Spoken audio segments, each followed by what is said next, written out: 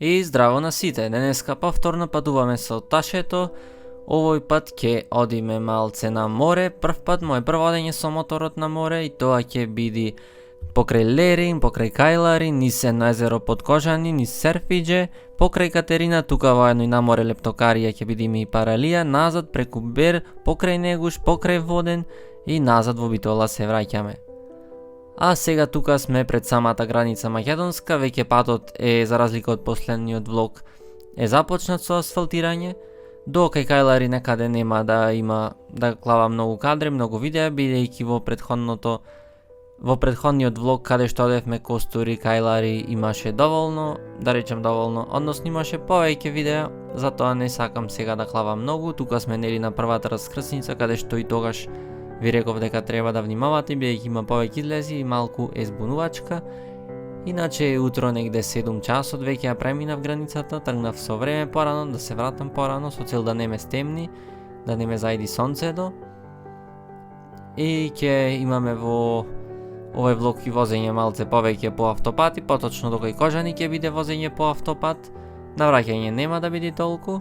Тука сега се приклучуваме на магистралниот пат кој води до Кајлари, веднаш пред преминот на пругата која што врвеше. И тука веќе се наближуваме се повеќе и повеќе кон градот Кајлари. Се уште е утро, са бајле гледате и светлината не е се уште толку, поточно денот не е толку разденет, полека се буди, како што оди влогот понатаму со времето, така и денот се буди. А тука сме се уште по автопат, покрај Кајлари градот. Градот за кој велев дека има 3 родници и дека од кои 70% од струјата во Грција се произведува. А тука лево една електрана со 8 блока, ви ја спомнав во претходниот влог, ја гледате таму лево, со 8 блока, 4 од тие другите оджаците, едноставно огромна. А околу се уште е магла, пареа да речам, бидејќи е утро во далечините под планините. Сега веќе тука сме пред самиот град Кожани.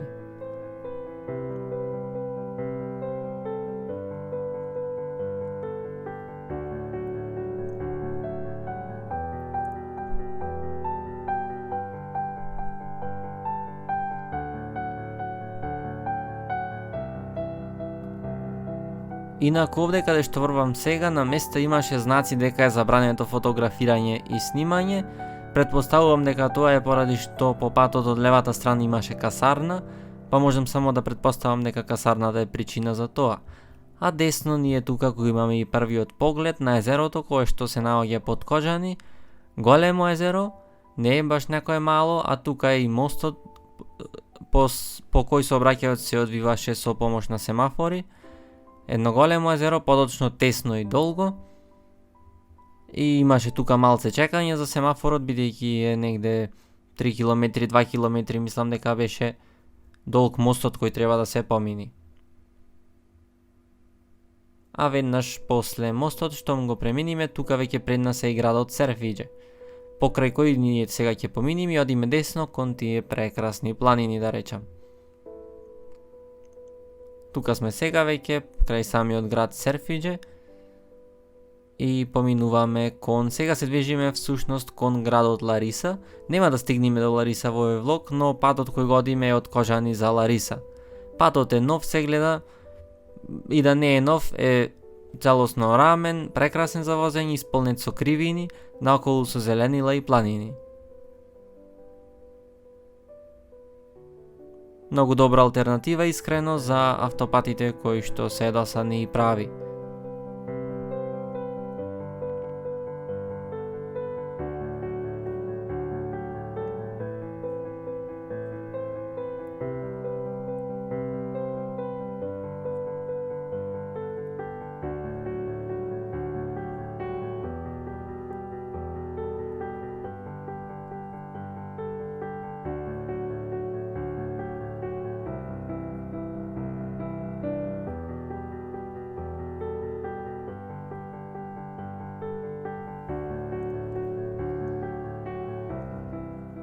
А тука пред нас, каде што ги гледате облаците и планината под облаците, всушност планината Олим, планината на боговите, кое што на снимка не изгледа многу впечатливо, ќе има потаму и повторно во кадрите.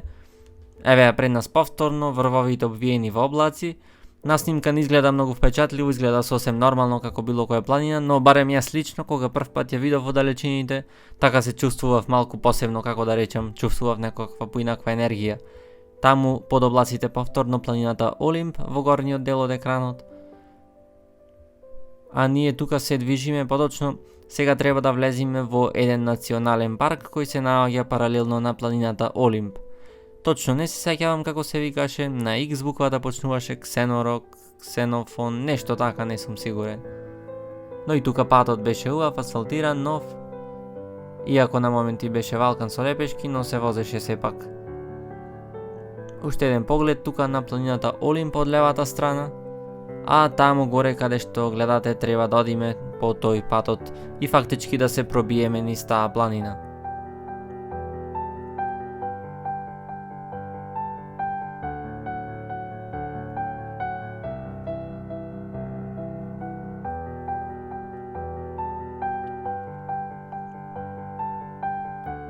Ова беше еден прекрасен дел од патувањето, бидејќи беше сето зеленило наоколу, немаше многу сообраќај, патот беше убав, со кривини, нов асфалтиран и се чувствуваше ладовината, свежината, бидејќи малце потаму кога бев во пониските делови кога возев, беше доста жешко и топло, но тука буквално се свежнав. Низ ова е всушност националниот парк за кој пред малце ви зборував.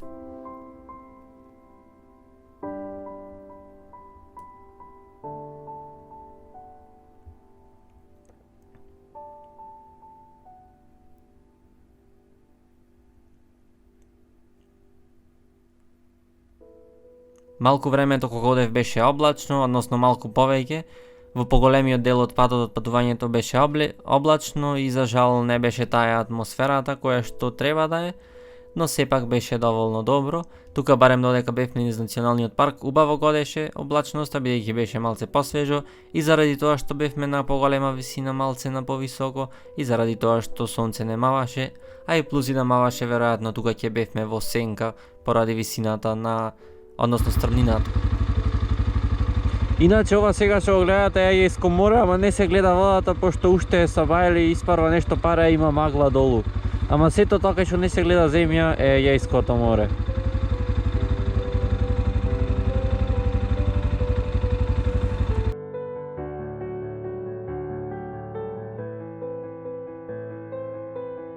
А тука лево повторно го видовте Егејското море и тука веќе имаме еден интересен дел од патот каде што беше со зигзаг патиштата беа, буквално полукружни кривини во лево, полукружна кривина во десно, полукружна во лево и така зигзаг постојано.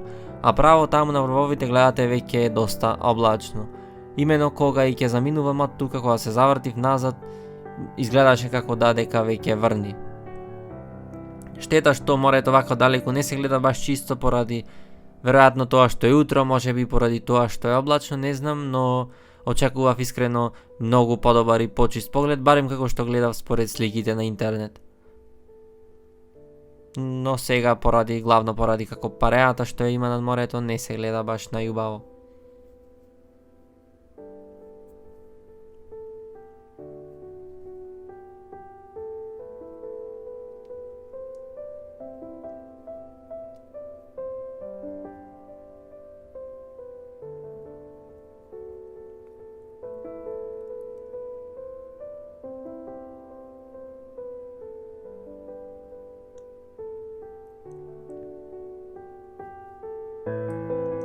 И сега веќе сме во Лептокарија и тоа пред нас го гледате Егејското море, која што сега за жал ја нема таа прекрасна морска боја која што треба да има, сина преубава главно поради облачноста на времето, нема сонце, нема светлина за да има отсјај, но сепак изгледа прекрасно. Прв пат со моторот, барем за мене лично, беше предобро искуство, прв пат со моторот на море дојдов и се осеќав едноставно прекрасно, исполнет со енергија, не чувствував никаков замор кога стигнав буквално и си поминав прекрасно.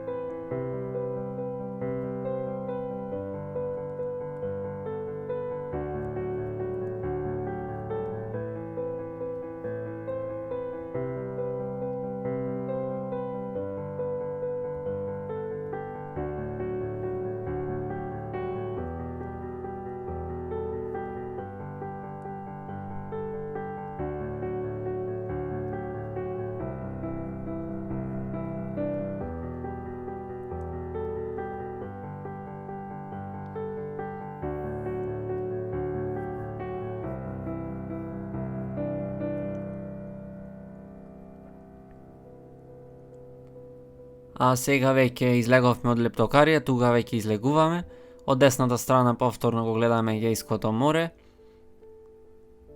А сме сега упатени тука кон прво Олимпик бич, потоа Паралија. Гледате колку прекрасна улица тука влез во плажата со цвеќиња розеви лево и десно. Имаш имено и претходно еден пат така со жолти растенија, дали природно растени или посадени, не знам. Тука десно ни е Олимпик бич, мислам дека се викаше. Ова беше, да речам, поубавиот дел од плажите, да речам, бидејќи Лептокарија беше облачно, тука веќе беше посончево, имаше сонце, имаше поубав шмек морето и општо атмосферата.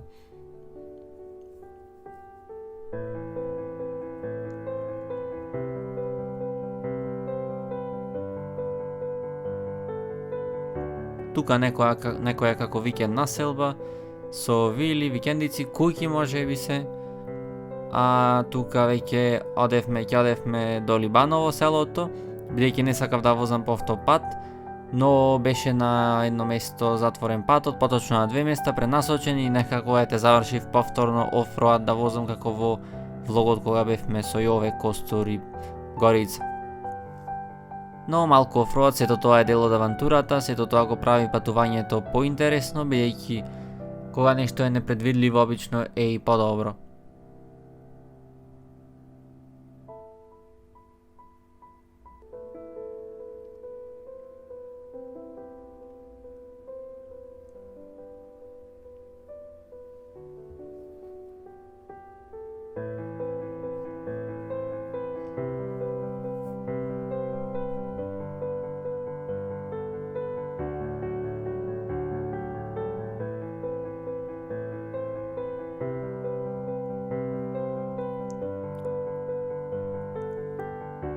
Сега сме веќе го поминавме тука селото Либаново и сме упатени кон Кутлеш. Кутлеш веројатно ви е познат како град. Од таму е, бидејќи нели таму била Ајга, првата престолнина на Македонската империја, подочно Македонското античко кралство. А тука сме пред Бер, лево и десно едно прекрасно езерце, сосем неочекувано го видов, не ни знаев дека е тука, дека ќе поминам покрај езерце.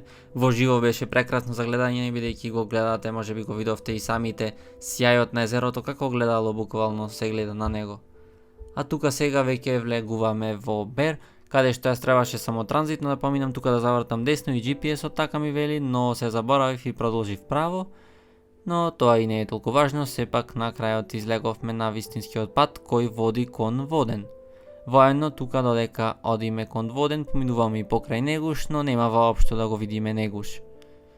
Тука сме во непосредна близина на градот Воден. Исто така низ Воден нема да поминиме, фактички само покрај Воден.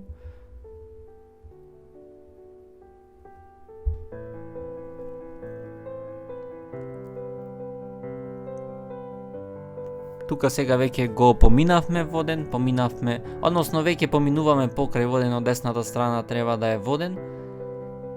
И продолжуваме, сега се опатуваме кон Острово и Островското езеро, каде што беше претходниот влог, и оттаму продолжуваме дома. Воедно тоа ни е и попатно, Островското езеро ни е попат.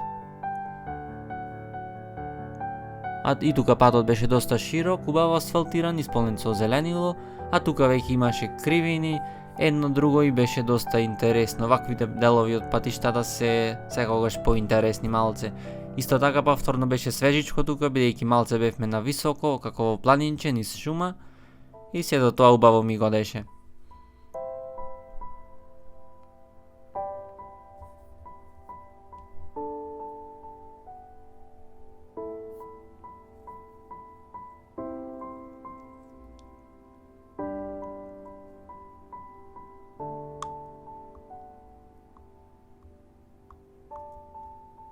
Лево таму го гледате сега веќе Островското езеро, езерото кај кое што бевме во претходниот влог, во последниот влог, односно прикачен пред овој за Лептокарија.